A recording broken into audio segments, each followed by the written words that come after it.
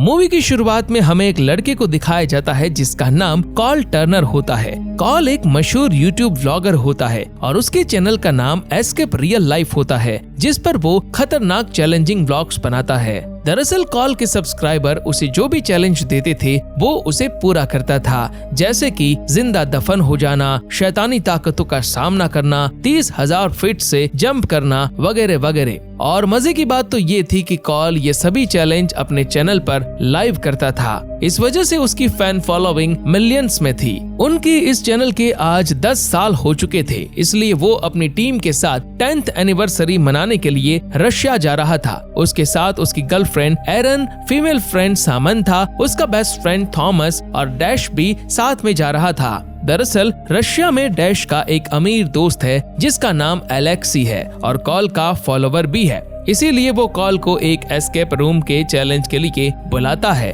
Call कहता है कि मैं पहले भी एस्केप रूम्स जा चुका हूँ, उसमें नया क्या है, लेकिन डैश कहता है कि ये वाला कुछ अलग है और खास तौर पर तुम्हारे लिए बनाया गया है। और खुशी के मारे कॉल अपने फॉलोअर्स को रशिया के एस्केप रूम के बारे में बताता है जो लाइव स्ट्रीम किया जाएगा ताकि सब लोग देख सके।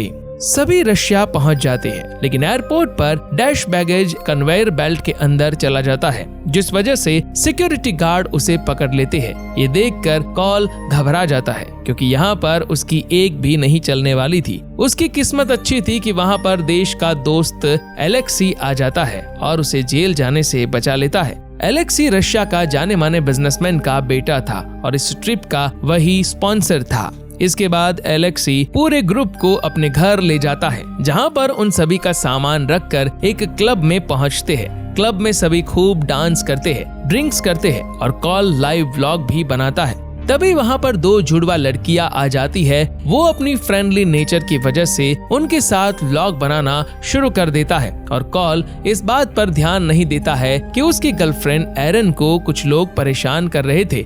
थॉमस कॉल को डांटता है कि क्या कर रहे हो तुम, एरन की मदद करो। कॉल एरन की मदद के लिए जाता तो है, लेकिन उन गुंडों के साथ कॉल की हाथापाई हो जाती है। हालात इतने बिगड़ जाते हैं कि एलेक्सी कुछ भी नहीं कर पाता, क्योंकि वो दोनों आदमी माफिया से ताल्लुक रखते थे। एलेक्सी चाकू निकालकर डराने की कोशिश करता है, लेकिन दूसरा आदमी गन निकाल लेता है। सबकी किस्मत अच्छी थी कि वहाँ पर सिक्योरिटी गार्ड्स आ जाते हैं और उन माफिया को वहाँ से निकाल देते हैं। अब घर वापस लौटते समय कॉल एरन से सॉरी कहने की बजाय ये पूछता है कि क्या क्लब में जो लड़ाई हुई वो कैमरे में रिकॉर्ड हुई। इस बात से एरन को काफी बुरा फील होता है। कॉल के लिए अपनी गर्लफ्रेंड से ज्यादा फेम इम्पोर्टेंट थी। कॉल समझ जाता है और सब कुछ सही करने के लिए अगले दिन एरन को बाहर ले जाएगा और उसके साथ कुछ वक्त गुजारने का डिसाइड करता है। बाहर निकलते ही सामने एक ब्लैक कलर की मर्सिडीज खड़ी होती है। दोनों उसमें बैठकर निकल जाते हैं। दरअसल ये गाड़ी एलेक्सी ने ही कॉल के लिए बुक की थी। ड्राइवर उन्हें घूमने के लिए कुछ रशियन करेंसी के नोट देता है। इसके बाद दोनों खूब एंजॉय करते हैं और आखिर में दोनों एक रेस्टोरेंट में पहुंच जाते हैं। खाना खाने के बाद जब कॉल पैसे दे रहा था तब वेटर कहता है कि उनका बिल एलेक्सी ने पहले ही पे कर दिया है और ड्राइवर बाहर उनका इंतजार कर रहा है। कॉल को ये सब बहुत ही अजीब लगता है कि एलेक्सी को ये कैसे मालूम हो गया कि वो कहाँ है और क्या कर रहा है। इसके बाद दोनों वापस होटल आ जाते हैं, जहाँ वो अपने दोस्तों से मिलते हैं और फिर सब एस्केप रूम तक पहुँच जाते हैं। गेम शुरू होने से पहले एलेक्सी सबको कहता है कि रिलैक्स रहे, क्योंकि सब कुछ जितना असली लग रहा है असल में ये सब फेक है। कॉल गेम शुरू करने से पहले आखिरी बार लाइव आता है और अपने फॉलोअर्स को ये वादा करता है कि एस्केप रूम के अंदर जो कुछ भी होगा वो सिक्योरिटी कैमरा के जरिए लाइव स्ट्रीम किया जाएगा। जब पूरा ग्रुप वेटिंग रूम में होता है तो 2 गार्ड्स गैस मास्क पहन कर आते हैं और एलेक्सी भी उनके साथ होता है, जो ट्रांसलेटर के तौर पर बात करता है और उन्हें एस्केप रूम का सीन समझाता है। एलेक्सी कहता है कि उन्हें एक जेल में कैद कर लिया गया है, जहाँ पर आमतौर पर खूंखार दरिंदों को कैद किया जाता है। कॉल को ये मिशन दिया जाता है कि टाइम खत्म होने से पहले अपने दोस्तों को आजाद करना होगा। अब कॉल के सिर पर कपड़ा डालकर उसे एस्केप रूम की स्टार्टिंग पोजीशन तक ले जाया जाता है। कॉल को जेल के एक सेल में डाल दिया जाता है, जहां एक मुर्दा रशियन सोल्जर पड़ा होता है। अब टाइमर स्टार्ट हो चुका है और कॉल के पास 1 घंटे का वक्त होता है अपने दोस्तों को बचाने का। कॉल मारे हुए आदमी के पेट पर एक्स का निशान देखकर समझ जाता है कि शायद उसे इस आदमी को काट के कुछ करना होगा। कॉल एक चाकू उठाता है और उस आदमी के पेट को काटता है। अंदर से उसे एक चाबी मिलती है। वो उस चाबी से दरवाजा खोल देता है और आगे चला जाता है। इतने में ही उसके पीछे वाला दरवाजा बंद हो जाता है। अब तक 10 मिनट हो चुकी है। अब कॉल देखता है कि उसके दोस्तों अलग अलग सेल में कैद किया गया है, जिसमें एरन एक टैंक में बंद है और उसके हाथ में चाबी है। समंथा एक इलेक्ट्रिक चेयर से बंधी हुई है। थॉमस के दोनों हाथ पैर बंधे हुए हैं और डैश एक कांटों वाले कॉफिन में बंद है।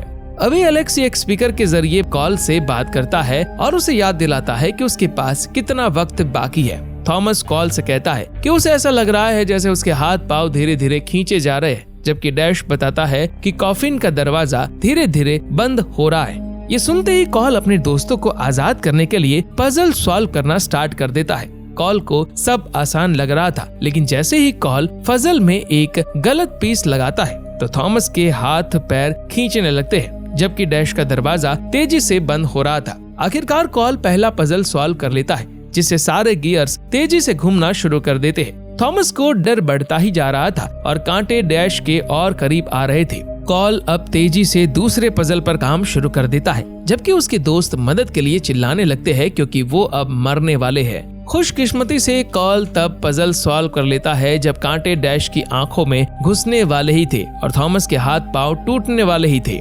थॉमस और डैश तो आजाद हो गए। अब लड़कियों की बारी थी। अब तीनों समंथा के पास पहुंचते हैं, जो बेहोश होने ही वाली थी, इसलिए वो कॉल से रिक्वेस्ट करती है वो उसे जल्दी से आजाद करे। डैश अभी तक इसे हल्के में ले रहा था, जबकि कॉल और थॉमस अगला पजल सॉल्व करने में लग जाते हैं। इस पजल में उन्हें एक टुकड़े को एक गोल मेज में इस तरह से चलाना होता है कि वो दीवारों को ना छुए। जब भी वो टुकड़ा दीवार से टकराएगा, उसी समय समंथा को करंट लगेगा। डैश अभी भी इसे मजाक समझ रहा था, इसलिए वो जानबूझ के कई बार समंथा को करंट देता है, लेकिन थॉमस गुस्से में कहता है कि उसे वाकई तकलीफ हो रही है और तुझे मजाक सूझ रहा है, जिससे अब वो सीरियस हो जाते हैं और उस टुकड़े को मेज में चलाने लगते हैं। समंथा को लगातार करंट लगने की वजह काफी परेशान थी। अब तक समंथा का सल खुल जाता है और जब वो आजाद होती है तो वो गुस्से में कहती है कि वो अब ये खेल नहीं खेलना चाहती, क्योंकि उसे ये सब बर्दाश्त नहीं होता। इसलिए वो एलेक्सी से बात करने की कोशिश करते हैं ताकि वो ये खेल बंद कर दे, मगर सामने से कोई जवाब नहीं आता।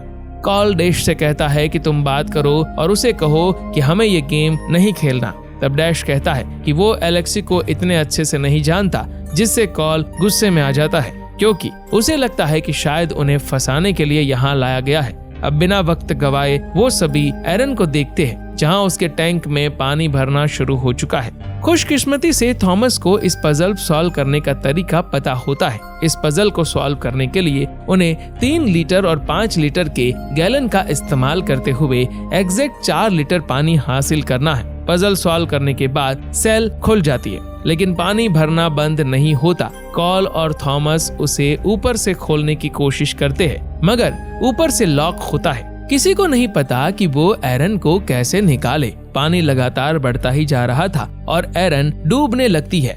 कॉल के पास कोई रास्ता नहीं था, इसलिए वो एलेक्सी से बात करता है कि इस खेल को बंद कर दे और एरन को बाहर निकाले, लेकिन उसे कोई जवाब नहीं मिलता, जिसका मतलब है अब उन्हें खुद ही कुछ करना होगा। इसीलिए वो दूसरे सेल में जाकर एक गियर ले आता है और टैंक को तोड़ने की कोशिश करता है, लेकिन टैंक को कुछ नहीं होता। आखिर में कॉल टैंक के ऊपर की मेटल को तोड़कर एरन को बाहर निकाल लेता है। सांस रुकने की वजह से एरन बेहोश होती है। खुशकिस्मती से एरन अभी जिंदा होती है, जिसका मतलब है उन्होंने ये एस्केप रूम जीत लिया है। इसके बाद एरन के पास जो चाबी थी उससे दरवाजा खोलते हैं, लेकिन अभी तो असली खेल बाकी था। उनकी ये खुशी एक खौफ में तब बदल जाती है जब वो देखते हैं कि टाइमर बंद हो चुका है और यहाँ की दीवार पर ताज़ा खून लगा हुआ है। यहाँ वो सब समझ चुके थे कि वो बहुत बड़ी मुश्किल में फंस चुके हैं और बाहर का दरवाजा भी बंद हो चुका होता है। कॉल ताला तोड़ देता है और जब सब बाहर आकर देखते हैं, एलेक्सी के सभी गार्ड्स को किसी ने मार दिया है। इसके बाद एलेक्सी की गर्लफ्रेंड का उनके सामने कत्ल कर दिया जाता है। फायर करने वाला आदमी वही क्लब वाला माफिया का आदमी होता है और ये मामला अभी तक खत्म नहीं हुआ था। अब यहाँ से इन सबको दूसरी जगह पर ले जाया जाता है। जब कॉल की आंख खुलती है तो वो एक टॉर्चर रूम में होता है। तभी माफिया का एक आदमी अंदर आता है और कॉल के साथ मजाक करने के लिए उसके सर की साइड पर गन लगा देता है। यहाँ पर हमें पता चलता है कि आंद्रे भी एक वेब पर लाइव स्ट्रीमिंग कर रहा है। वो बताता है कि लोग बड़ी रकम देते हैं जब तुम जैसे लोगों को टॉर्चर करते हैं। फिर कॉल के हाथ, पैर और मुंह पर टेप लगाकर एक सेल में बंद कर दिया जाता है, जहां उसे टीवी पर एरन को दिखाया जाता है जो कि दूसरे सेल में कैद थी। कॉल अपने आप से नाराज होता है कि मैंने फेमस होने के लिए अपने दोस्तों को मौत के मुंह में धकेल दिया। कुछ घंटे के बाद फिर से टीवी शुरू होता है और सामंथा को एक टॉर्चर रूम में दिखाया जाता है, जहां आंद्रे सामंथा का गला काट देता है। इस सीन को देखकर कॉल को गुस्सा आ जाता है और वो अपनी जंजीरों को तोड़कर छूट जाता है। तभी कॉल को याद आ जाता है कि उसकी पॉकेट में वो रेड नोट है। वो उसे देखता है और समझ जाता है कि इस नोट में एक कोड छुपा हुआ है। इसके बाद वो सेल के दरवाजे को बंद करके वेंट में घुस जाता है। थोड़ा आगे बढ़ते ही वो एक टॉर्चर रूम में डैश को देखता है, लेकिन वो उसकी कोई मदद नहीं कर सकता था। तभी वो देखता है कि आंद्रे डैश का हाथ काट कर उसे मार देता है। कॉल ये देखकर रोने लगता है। आंद्रे उसे देख लेता उससे पहले वो आगे बढ़ जाता है और एक और कमरे में पहुंचता है। फिर वहां मौजूद गार्ड से बचते हुए किसी तरह बाहर निकल आता है, जहां वो उस ड्राइवर को देखता है और उसे कहता है कि यहाँ पर क्या हो रहा है, मुझे सब कुछ बताओ। लेकिन वो आदमी कॉल को इतना ही बताता है कि उसके पास ज्यादा वक्त नहीं है और फौरन वहाँ से भागने को कहता है। फिर वो कॉल को गाड़ी की चाबियां देकर कहता है कि तुम छुप जाओ। जैसे ही कॉल छुप जाता है, 2 गार्ड्स आकर ड्राइवर को अंदर ले जाते हैं। कॉल गाड़ी में बैठ जाता है और यहाँ से भागने का सोचता है, लेकिन वो अपने दोस्तों को मरता हुआ छोड़कर नहीं जाना चाहता था, इसलिए वो वापस अंदर जाता है। फिर वो अपने बेस्ट फ्रेंड्स थॉमस को एक कमरे में ढूंढ लेता है और उसे बाहर ले आता है, जबकि गार्ड्स उन दोनों को ढूंढ रहे थे। तभी उन्हें किसी के आने की आवाज सुनाई देती है। वहाँ से भागकर दोनों एक लिफ्ट के पास पहुँच जाते हैं, जहाँ उसे एक गार्ड देख लेता है। गार्ड थॉमस पर हमला कर देता है और उसके साथ एलिवेटर शाफ्ट में गिर जाता है। अपने बेस्ट फ्रेंड को खोकर कॉल बिल्कुल टूट जाता है और रोने लगता है, लेकिन फिर उसे महसूस होता है कि शायद उनकी गर्लफ्रेंड एरन अभी तक जिंदा हो।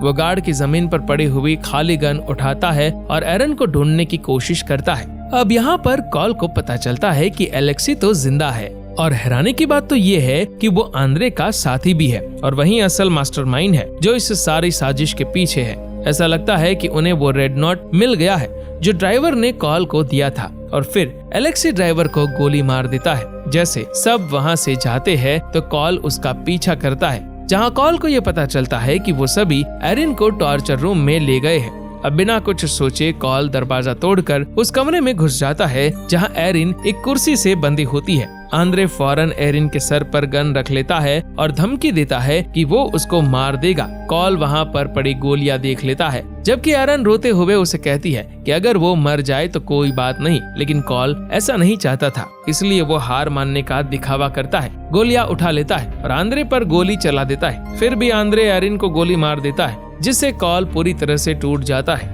तभी 2 गार्ड आकर उसे एक रूम में बंद कर देते हैं, लेकिन कॉल अंदर से दरवाजा बंद कर लेता है। वो किसी तरह एक और वेंट से निकलकर एक दूसरे कमरे में आ जाता है जहां एलेक्सी उसका इंतजार कर रहा था। कॉल अपने दोस्तों की मौत का बदला लेने के लिए सीधा एलेक्सी पर हमला करता है और उसे इतना मारता है कि वो वहीं पर मर जाता है।